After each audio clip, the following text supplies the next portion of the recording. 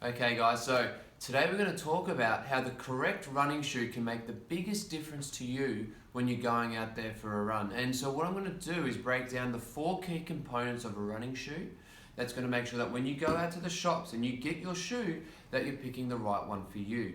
So Nike's been very nice to lend me a couple of their shoes to show you today and break it down so that when you're going to the shops that you find the right one.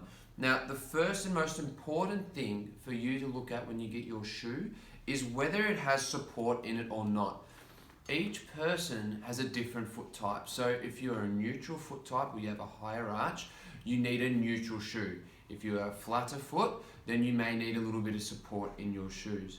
These things are really important to take into consideration when you get your running shoe, and you should speak to either your podiatrist or the person working in the shoe store on whether that shoe has support. Now, the second feature of a good shoe is that it flexes at the balls of the feet. It doesn't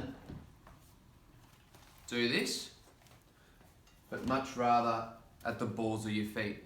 Now, a rigid sole to some extent will ensure that you use your feet as a springboard, and this is something that I'll explain in the later blogs about. Your feet are a springboard that needs to be used so your running becomes efficient. So when you're looking at your shoe, flex point, ball of the foot, if it flexes through the arch, it probably isn't the right shoe. However, each patient is different, but for the majority, this point is a very, very good point to take into consideration. Step number 3, keep with me, is the heel counter. Now, look at a shoe like this. Now, this is more of a casual shoe, not a running shoe.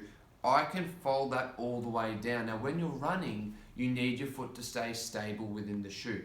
If it moves within the shoe, it means you'll have to grip your toes and use muscles in your feet that you otherwise should not be using.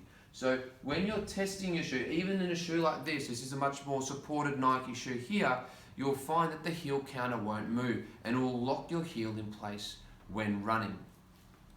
And finally, to cap it off, step number 4 here to find the right shoe for you is to make sure that the eyelets of the shoe, and Nike use Flywire for instance, but each brand has its own unique way of making sure that the laces fasten the foot in place.